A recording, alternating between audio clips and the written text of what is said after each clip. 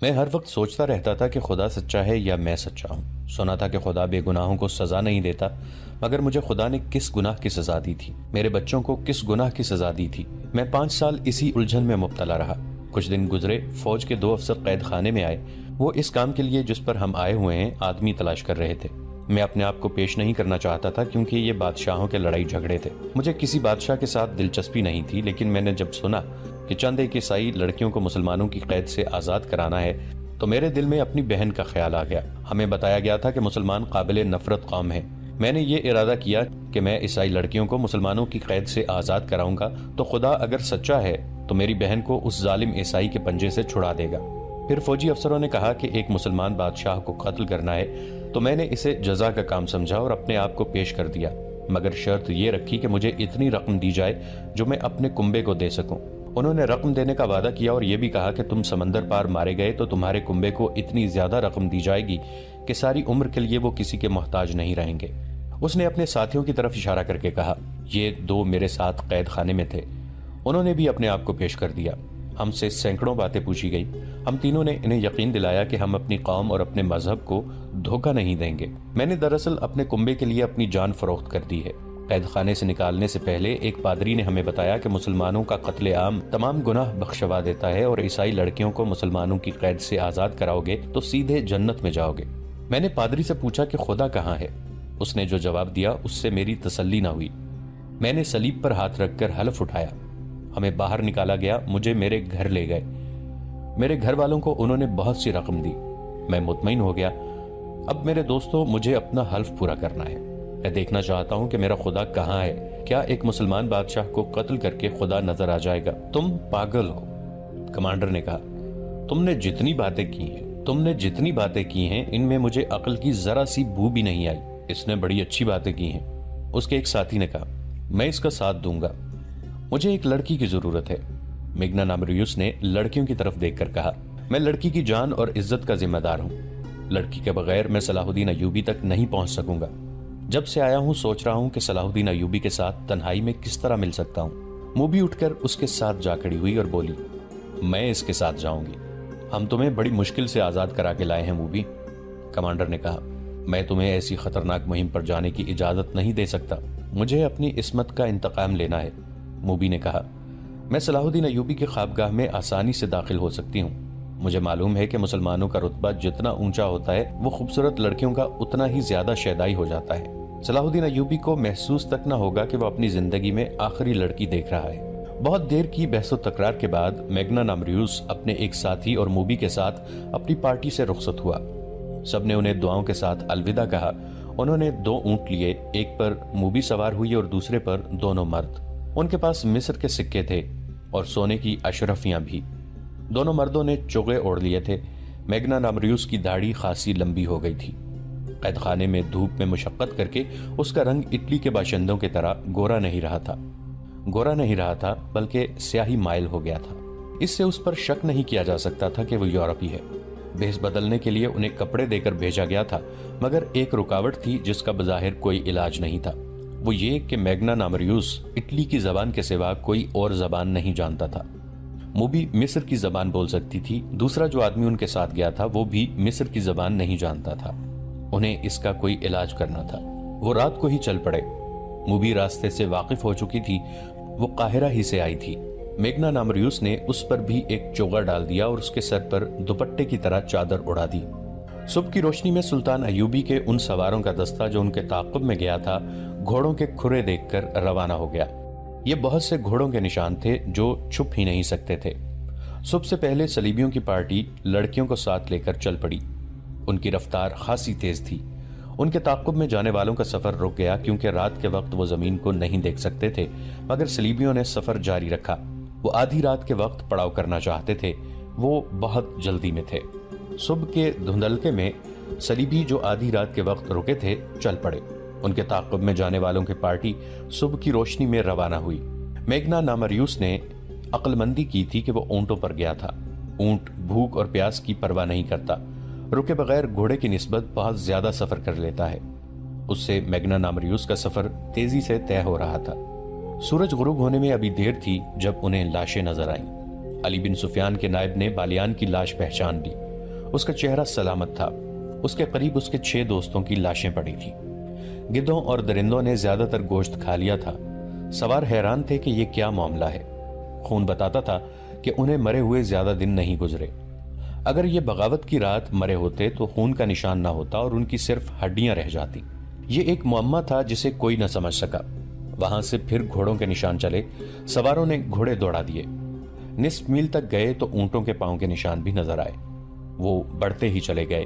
سورج غروب ہوا تو بھی نہیں رکے، کیونکہ اب مٹی کے اونچے نیچے ٹیلوں کا علاقہ شروع ہو گیا تھا جس میں ایک راستہ بل کھاتا ہوا گزرتا تھا۔ اس کے علاوہ وہاں سے گزرنے کا اور کوئی راستہ نہیں تھا۔ صلیبی اسی راستے سے گزرے تھے اور بحیرہ روم کی طرف چلے جا رہے تھے۔ ٹیلوں کا علاقہ دور تک پھیلا ہوا تھا۔ وہاں سے تعقب کرنے والے نکلے تو رک گئے، کیونکہ آگے ریتلا میدان آ گیا تھا۔ صبح کے وقت چلے تو کسی نے کہا سمندر کی ہوا آنے لگی ہے۔ سمندر دور نہیں تھا، مگر صلیبی ابھی تک نظر نہیں آ رہے تھے۔ راستے میں ایک جگہ کھانے کے بچے کچھ ٹکڑوں سے پتہ چلا کہ رات یہاں کچھ لوگ رکے تھے۔ گھوڑے بھی یہیں باندھے گئے تھے۔ پھر یہ گھوڑے وہاں سے چلے۔ زمین کو دیکھ کر تعقب کرنے والوں نے گھوڑوں کو ایڑے لگا دی۔ سورج اپنا سفر طے کرتا گیا اور آگے نکل گیا۔ گھوڑوں کو ایک جگہ آرام دیا گیا، پانی پلایا اور یہ دستہ روانہ ہو گیا۔ سمندر کی ہوائیں تیز ہو گئی تھیں اور ان میں سمندر کی بو صاف محسوس ہوتی تھی۔ پھر ساحل کی چٹانیں نظر آنے لگیں۔ زمین جتا رہی تھی کہ گھوڑے آگے آگے جا رہے ہیں اور یہ بے شمار گھوڑے ہیں۔ ساحل کی چٹانیں گھوڑوں کی رفتار سے قریب آ رہی تھیں۔ تعقب کرنے والوں کو ایک چٹان پر 2 آدمی نظر آئے۔ وہ اسی طرف دیکھ رہے تھے۔ وہ تیزی سے سمندر کی طرف اتر گئے۔ گھوڑے اور تیز ہو گئے۔ چٹانوں کے قریب گئے تو انہیں گھوڑے روکنے پڑے، کیونکہ کئی جگہوں سے چٹانوں کے پیچھے جایا جا سکتا تھا۔ ایک آدمی کو چٹان پر چڑھ کے آگے دیکھنے کو بھیجا گیا۔ وہ آدمی گھوڑے سے اتر کر دوڑتا گیا اور ایک چٹان پر چڑھنے لگا۔ اوپر جا کر اس نے لیٹ کر دوسری طرف دیکھا اور پیچھے ہٹ آیا۔ وہیں سے اس نے سواروں کو اشارہ کیا کہ پیدل آؤ۔ سوار گھوڑوں سے اترے اور دوڑتے ہوئے چٹان تک گئے۔ سب سے پہلے علی بن سفیان کا نائب اوپر گیا۔ اس نے آگے دیکھا اور دوڑ کر نیچے اترا۔ اس نے اپنے دستے کو پکھیر دیا اور انہیں مختلف جگہوں پر جانے کو کہا۔ دوسری طرف سے گھوڑوں کے ہنہنانے کی آوازیں آ رہی تھیں۔ صلیبی وہاں موجود تھے۔ یہ وہ جگہ تھی جہاں سمندر چٹانوں کو کاٹ کر اندر آ جاتا تھا۔ اس پارٹی نے اپنی کشتی وہیں باندھی تھی۔ وہ گھوڑوں سے اتر کر کشتی میں سوار ہو رہے تھے۔ کشتی بہت بڑی تھی۔ لڑکیاں کشتی میں سوار ہو چکی تھیں۔ گھوڑے چھوڑ دیے گئے تھے۔ اچانک ان پر تیر برسنے لگے۔ تمام کو ہلاک نہیں کرنا تھا، انہیں زندہ پکڑنا تھا۔ بہت سے کشتی میں کود گئے اور کشتی کے چپو مارنے لگے۔ پیچھے جو رہ گئے وہ تیروں کا نشانہ بن گئے تھے۔ کشتی میں جانے والوں کو للکارا گیا، مگر وہ نہ رکے۔ وہاں سمندر گہرا تھا۔ کشتی آہستہ آہستہ جا رہی تھی۔ ادھر سے اشارے پر تیر اندازوں نے کشتی پر تیر برسا دیے۔ چپوں کی حرکت بند ہو گئی۔ تیروں کی دوسری باڑ آ گئی۔ پھر تیسری اور چوتھی باڑ لاشوں میں پیوست ہو گئی۔ ان میں اب کوئی بھی زندہ نہ رہا۔ کشتی وہیں ڈولنے لگی۔ سمندر کی موجیں ساحل کی طرف آتی اور چٹانوں سے ٹکرا کر واپس چلی جاتی تھیں۔ ذرا سی دیر میں کشتی ساحل پر واپس آ گئی۔ سواروں نے نیچے جا کر کشتی پکڑ لی۔ وہاں صرف لاشیں تھیں۔ لڑکیاں بھی مر چکی تھیں۔ بعض کو 2 تیر لگے تھے۔ کشتی کو باندھ دیا گیا اور سواروں کا دستہ محاذ کی طرف روانہ ہو گیا۔ کیمپ دور نہیں تھا۔ میگنا نامریوس قاہرہ کی ایک سرائے میں قیام پذیر تھا۔ اس سرائے کا ایک حصہ عام اور کمتر مسافروں کے لیے تھا اور دوسرا حصہ امراء اور اونچی حیثیت کے مسافروں کے لیے۔ اس حصے میں دولت مند تاجر بھی قیام کرتے تھے۔ ان کے لیے شراب اور ناچنے گانے والیاں بھی مہیا کی جاتی تھیں۔ میگنا نامریوس اسی خاص حصے میں ٹھہرا۔ موبی کو اس نے اپنی بیوی بتایا اور اپنے ساتھی کو معتمد ملازم۔ موبی کی خوبصورتی اور جوانی نے سرائے والوں پر میگنا نامریوس کا رعب طاری کر دیا۔ ایسی حسین اور جوان بیوی کسی بڑے دولت مند ہی کی ہو سکتی تھی۔ سرائے والوں نے اس کی طرف خصوصی توجہ دی۔ موبی نے اپنے آپ کو مسلمان ظاہر کر کے صلاح الدین ایوبی کے گھر اور دفتر کے متعلق معلومات حاصل کر لیں۔ اس نے یہ بھی معلوم کر لیا تھا کہ سلطان ایوبی نے سوڈانیوں کو معافی دے دی ہے اور سوڈانی فوج توڑ دی ہے۔ اسے یہ بھی پتا چل گیا کہ سوڈانی سالاروں اور کمانداروں وغیرہ کے حرم خالی کر دیے گئے ہیں، اور یہ بھی کہ انہیں زرعی زمینیں دی جا رہی ہیں۔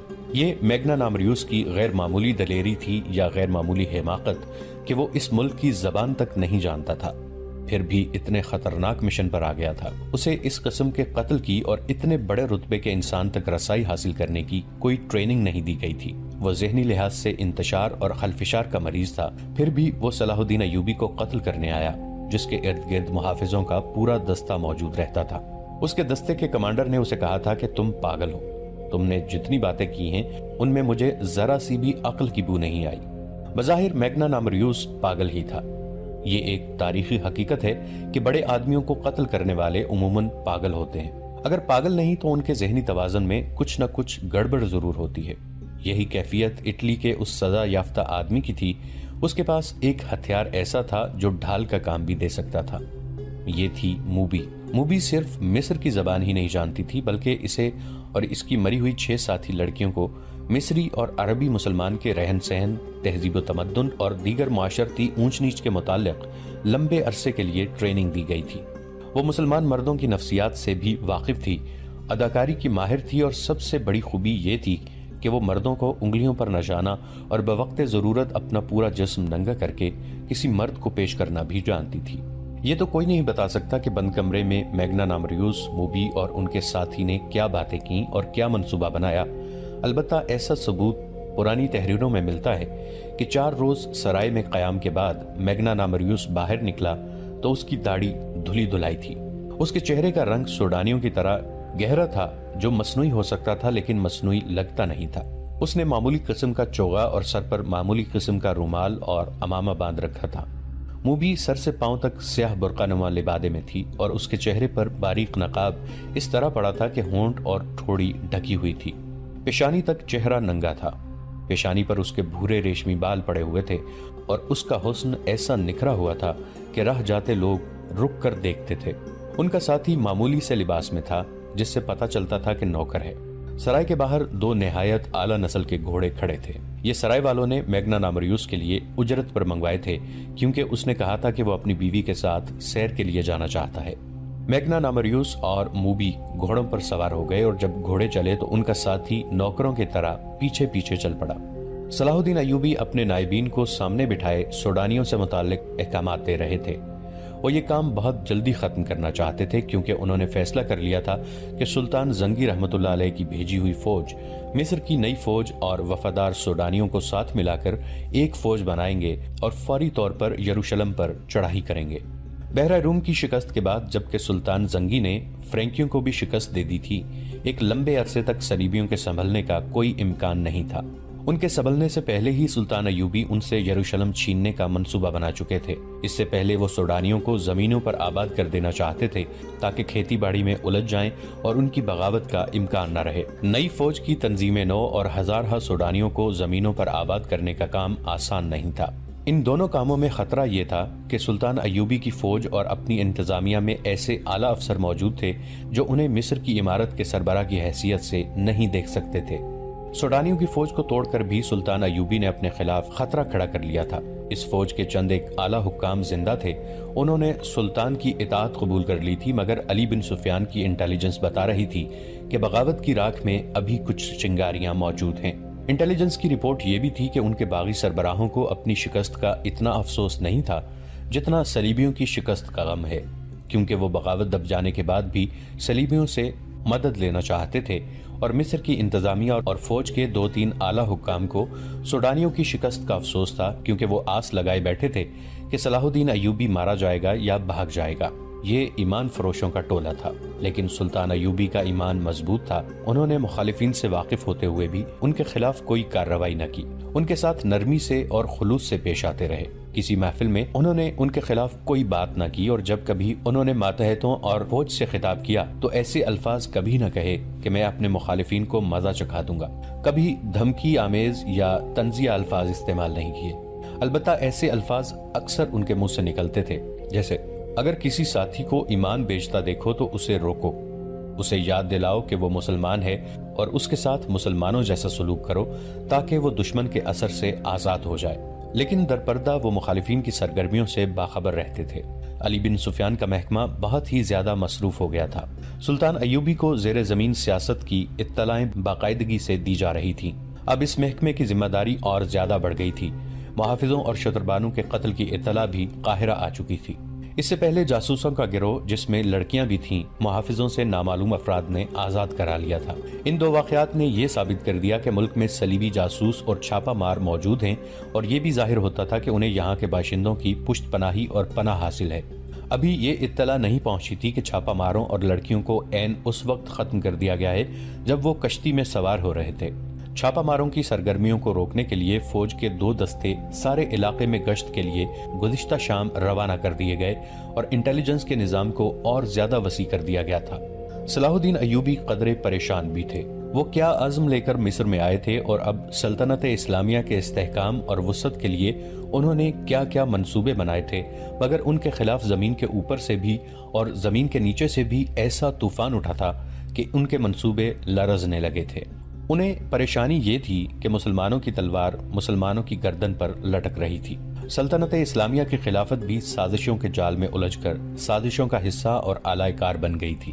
زن اور زر نے عرب کی سرزمین کو ہلا ڈالا تھا۔ سلطان ایوبی اس سے بھی بے خبر نہیں تھے کہ انہیں قتل کرنے کی سازشیں ہو رہی ہیں، لیکن اس پر وہ کبھی پریشان نہیں ہوئے تھے۔